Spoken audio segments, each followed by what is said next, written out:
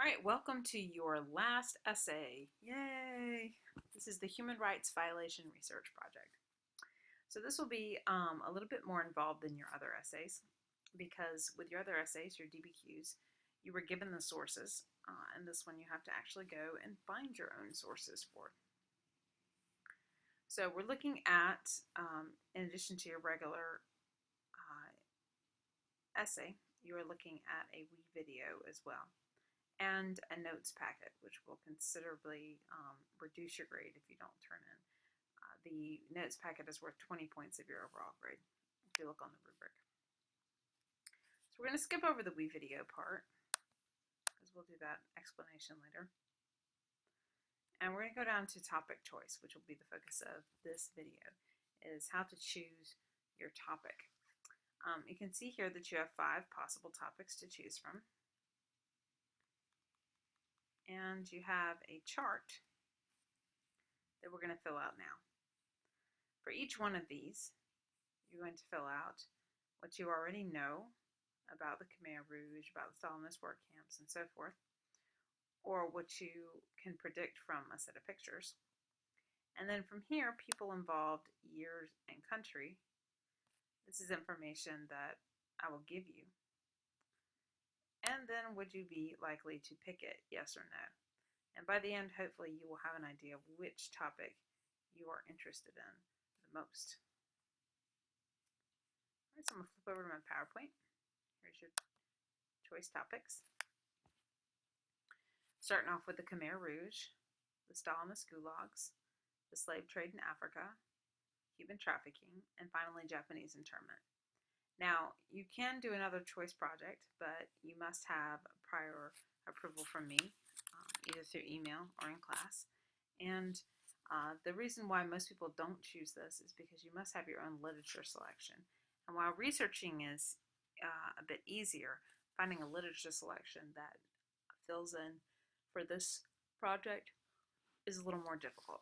So think carefully. If you're really, really excited about something, then I may okay it. All right, so first look at the Khmer Rouge, and in that first box of your sheet, go ahead and think about what you already know or predict what you think it's about based on the pictures. You can go ahead and pause the video too during these sessions to take time to predict before I tell you what exactly it is. Okay. So the Khmer Rouge, you have people involved were Pol Pot and the Viet Cong in general. Pol Pot was the leader of the movement. The Viet Cong, if you know anything about Vietnam, maybe you might have a relative from a grandfather or uncle or something that was in the Vietnam War, then you might have heard of the Viet Cong. They were the communists that the Americans were fighting against. And once they finished up the Vietnam, then they came down to Cambodia, where this was. So it's after the Vietnam War, 1975 to 79, and they helped out with this sort of revolution. Now, what made it a human rights violation is because there were many, many people who were killed, or basically ethnic cleansing here, in the Khmer Rouge, under the Khmer Rouge regime. So if you're interested in the 70s, Eastern, Southeastern Asia, and communist warfare, so forth, then this is you. Now the next topic is the Stalinist gulags. So go ahead and write down what you know or predict based on the pictures. So if you know who Stalin is, then you know that the Stalinist gulags, we're talking about Russia. Joseph Stalin was the leader of Russia from 25 to 53. So early to mid 20th century. And this is a very cold place, obviously, as you can tell from the pictures. And so a lot of the human rights violations were because of the work camps and the conditions in which the workers were forced to live, basically live and work until they died in the cold. Right, slave trade in Africa. What do you know? or predict based on the pictures? This is a topic that a lot of people do know about. You have the Europeans, you have the Americans, and you have the African traders. Now, this is the slave trade itself. So, if you pick this topic, do not focus on the slaves in America up until the Civil War. You're really looking at the slave trade itself. So, the passage from Africa to the United States, often called the Middle Passage. Now, the first recorded slave ever to be taken out of Africa during this period, you're looking at 1502. 1865 is the very end of the when slavery was outlawed in the United States.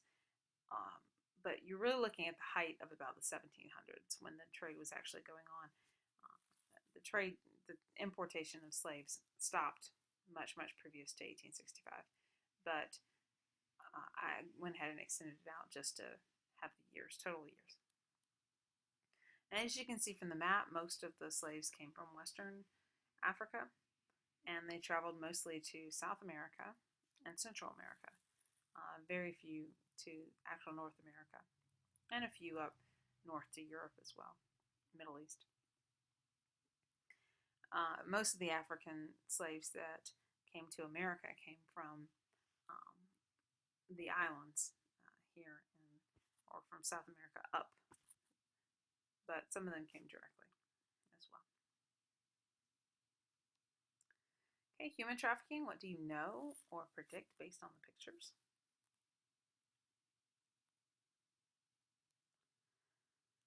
Human trafficking, we're talking about the modern slave trade. So modern slave trade is another term that you'll hear. There are no major figures. This is currently taking place, and it is worldwide.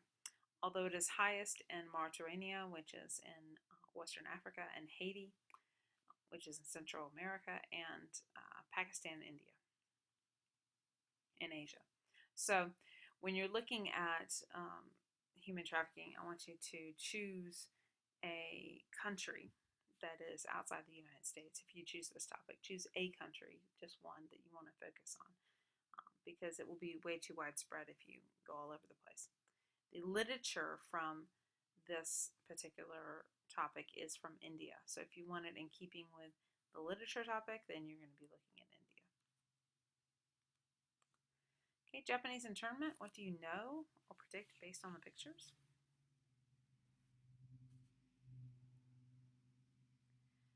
Okay, this is in America itself. This is your American topic.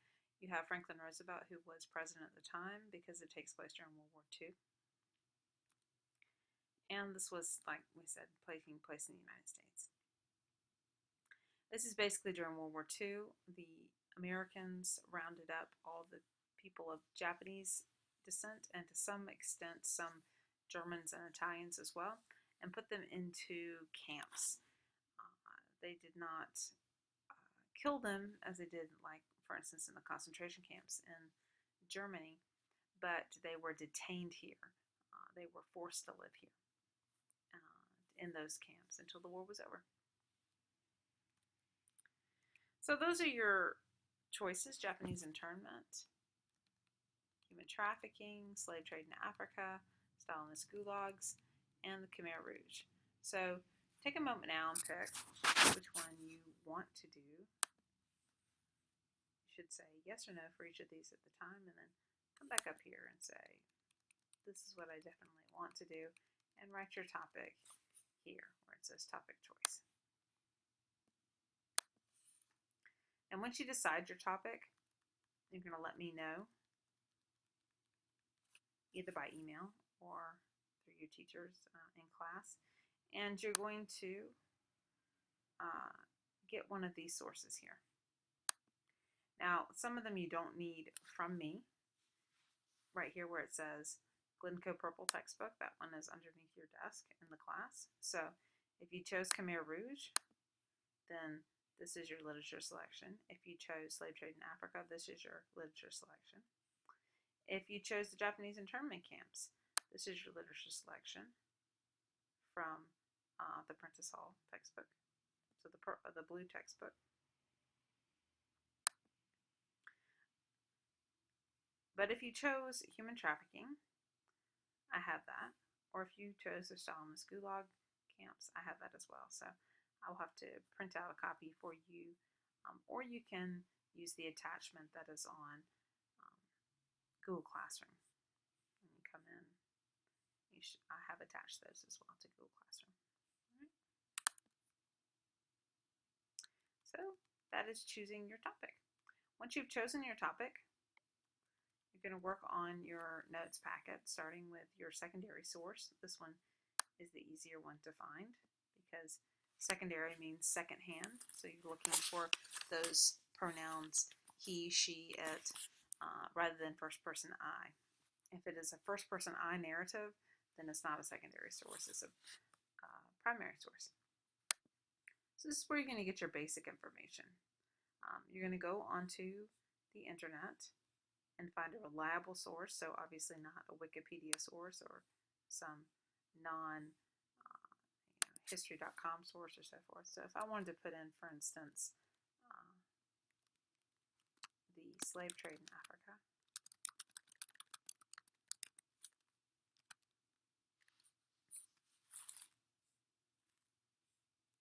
and I want to find some general information. Now what I might want to do is to go to Wikipedia first, because Wikipedia is a great source to get some basic information. As you can see here, you're talking the 1600s to the 1800s. We went all the way back to 1502 on that one time period, but most of it obviously can take place in the 1700s. But you're going to find some basic information from Wikipedia, and that's always good. But what you're really looking for is some good secondhand information, like websites like these. Now, when you're looking through these websites, you want to make sure that you find an author. For instance, this one has an author on it. It came from, and it has down here the author here and the name of the source. So you can tell that this is a good source to use. If it doesn't have an author, it's probably not a good source. You probably don't need to be using it. So you're going to read through this article. You're going to skim through it. In your note package, you're going to use the citation. One way to do this is, let's move that off so I don't do that. One way to do this is to find the information on the website, like I just showed you at the bottom. It's generally either at the top or the bottom. And use this to make your source MLA format. Use your orange pages in the front of your notebook to be able to do that. And if you don't have this information, or if you're feeling kind of lazy, you can copy the citation information and you can put it into a couple of different sources. BibMe is one you can use. There's several of these citation generators. Just make sure that you always pick MLA format when doing this. And then you can go ahead and put it in there. Let's see if this is going to work. Search.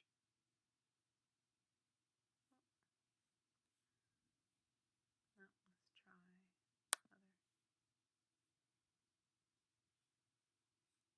Website's not behaving right now.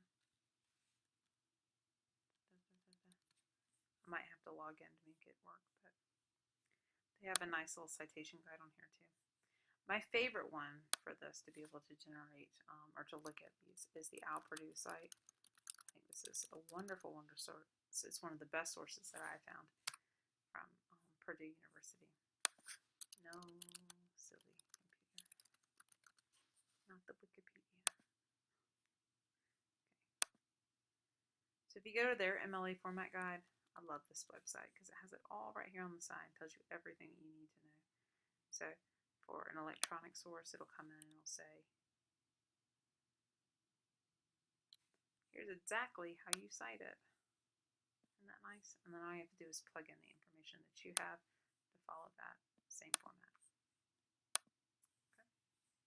So you're going to put the citation on this part of the source. So you can come back and make sure you have that for your works cited page. You're going to summarize the main ideas here just very briefly. And most important, you're looking for quotes from the source for your